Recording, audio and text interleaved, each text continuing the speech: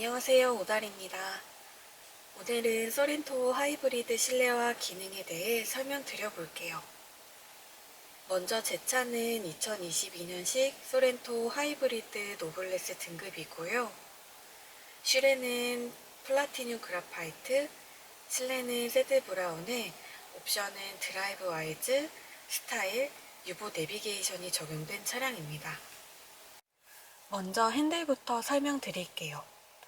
왼쪽을 보시면 음성 인식 버튼이 있습니다. 따뜻하게 해줘, 창문 내려줘 등 다양한 기능이 있지만 저는 운전 중에 내비 목적지를 설정하려고 많이 사용해요. 아무래도 운전 중에는 내비게이션 화면 검색보다는 훨씬 안전하고 편한 것 같습니다. 그리고 라디오, USB, DMB 등으로 변경하는 모드 버튼이 있고요. 볼륨 조절 및 음소거, 다음 곡이나 다음 채널로 넘길 수 있는 탐색 버튼이 있습니다. 그리고 아래에는 블루투스로 연결된 핸드폰을 조작할 수 있는 통화 및 통화 종료 버튼이 있어요. 오른쪽을 보시면 크루즈 버튼이 있습니다. 주행 중에 누르시면 그 속도로 유지가 돼요.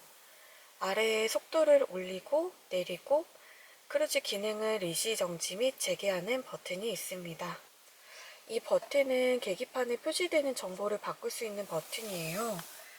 주행 정보나 에너지 흐름도 내비게이션 등으로 변경하실 수 있어요. 차로 유지 보조 버튼이고요. 계기판에 초록색으로 핸들 모양이 있어야 작동 중인 거예요. 이 버튼은 차간 거리를 4단계로 조절할 수 있는 버튼입니다. 핸들 뒤쪽에 라이트를 설정할 수 있고요. 저는 거의 오토로 설정하고 다니고 있습니다. 소렌토의 작은 장점이라고 할 수 있는 예쁜 안개등을 조작할 수 있어요. 방향 지시등을 작동하면 후측방 모니터가 계기판에 나오는데 실제로는 사이드 미러를 사용하지 화면은 보게 되진 않는 것 같아요. 방향 지시등을 살짝 움직이면 방향 지시등이 켜졌다가 꺼집니다. 이 횟수는 설정에서 3회, 5회, 7회로 조정하실 수 있어요. 레버를 밀면 하이빔 보조가 켜집니다. 마주오는 차량이 없을 때 상향등이 들어오게 돼요. 이제 오른쪽을 보시면 와이퍼 레버가 있고요. 이것도 저는 거의 오토로 설정하고 다니고 있습니다. 뒷유리 와이퍼도 조작하실 수 있어요. 그리고 여기 패들 시프트가 있는데 기어 단수를 수동으로 조작하는 건데 저는 사용해 본 적은 없어요. 이제 왼쪽을 보시면 메모리 시트 설정 버튼이 있습니다. 원하시는 시트 포지션과 사이드 미러를 조정하신 후 셋 버튼을 누르시고 1번 또는 2번을 누르시면 저장이 돼요. 이쪽 도어 부분도 가죽으로 감싸져 있어서 고급스러운 느낌이 납니다. 사이드 미러를 접고 펴는 버튼과 각도를 조절하는 버튼이 있고요. 이 버튼은 가운데가 아닌 레프트, 라이트 중 한 곳에 두어야 후진 시 사이드 미러가 자동으로 하향됩니다. 그리고 창문을 조작하는 버튼과 차일드락 버튼이 있어요. 아래쪽에 전조등 각도를 조절할 수 있습니다. 숫자가 높을수록 아래쪽을 향하니 사람이 많이 타거나 짐이 많을 때 높은 숫자로 변경하면 돼요. 그리고 차로 이탈 방지 보조 버튼과 차체 자세 제어 장치를 끌 수 있는 버튼이 있고요. 테일게이트를 열고 닫을 수 있는 버튼입니다. 꾹 눌러줘야 작동해요. 전자식 변속 다이얼입니다. 소렌토 하이브리드는 모든 등급이 다이얼 방식이에요. 처음에는 익숙하지 않았지만 계속 타다 보니 편한 것 같아요. 드라이브 모드를 에코, 스포츠, 스마트로 변경하는 다이얼입니다. 핸들 열선 버튼이 있고요. 작동 후 30분 후에 자동으로 꺼집니다. 오토 홀드 버튼이고요. 누르면 계기판에 흰색으로 표시되었다가 정차 시 브레이크를 밟으면 초록색으로 바뀌고 브레이크에서 바를 때도 정차해 있습니다. 경사로 저속주행 기능 버튼입니다. 가파른 경사일 때 브레이크 없이 저속으로 안전하게 내려가실 수 있어요. 서라운드 뷰 버튼입니다. 후진이나 전방에 사물이 가까우면 자동으로 켜지지만 필요하실 때 누르시면 작동해요. 내비게이션 화면에서 다양한 각도로 보실 수 있습니다. 주차 안전 버튼입니다. 전방, 후방 물체와의 거리를 경고음으로 알려줘요. 저는 이 기능을 항상 켜놓고 있어요. 그리고 전자식 파킹 브레이크입니다. 그리고 여기에 비상등 버튼이 있고요. 송풍구는 위아래로 나누어져 있어요. 이렇게 내리시면 바람이 나오지 않는데 아래쪽은 계속 나오더라고요. 공조기를 조절할 수 있는 버튼들이 있습니다.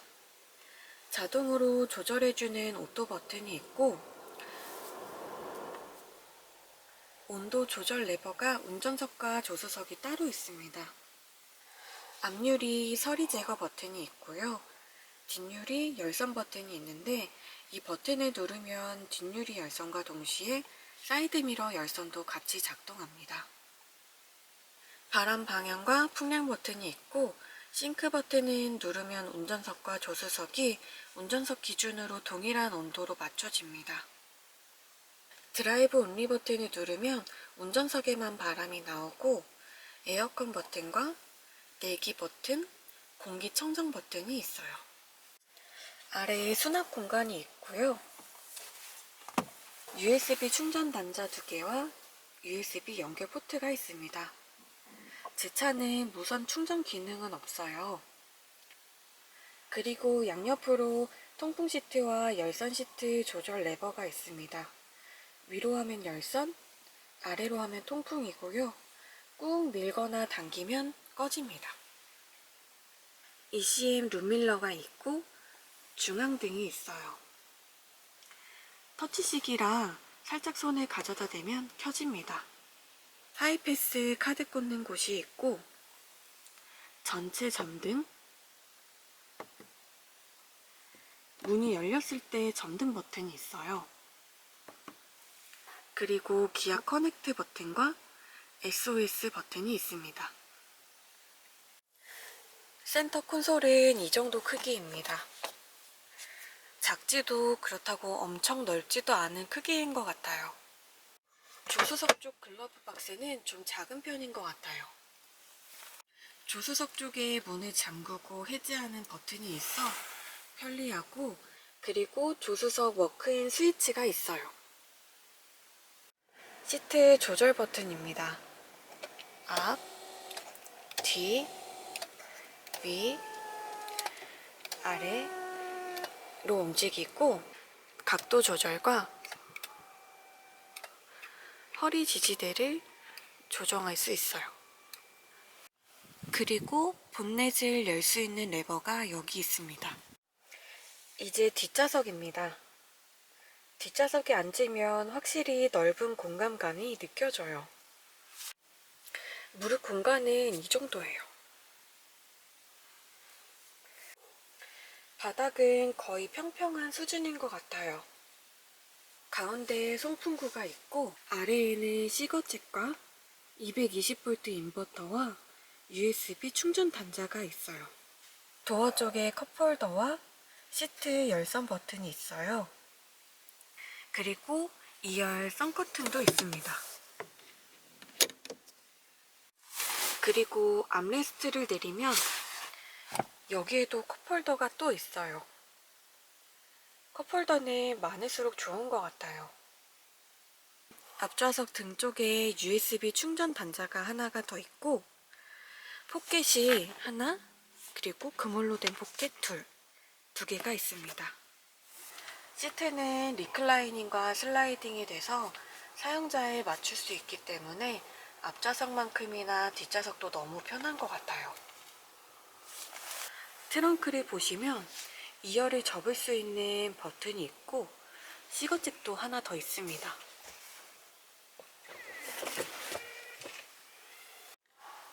트렁크 닫는 버튼은 두 가지인데 그냥 트렁크를 닫는 버튼과 트렁크를 닫는 동시에 문까지 잠궈주는 버튼입니다. 이 버튼이 실제 사용 시 엄청 유용한 버튼인 것 같아요. 여기까지 소렌토 하이브리드 노블레스 국민 옵션의 실내 및 기능에 대해 소개해드려봤어요. 오늘도 부족한 영상 봐주셔서 너무 감사드리고 추가로 더 궁금하신 점 있으시다면 댓글 남겨주시면 답변 드리도록 하겠습니다. 다음에 더 좋은 영상으로 만나요. 안녕!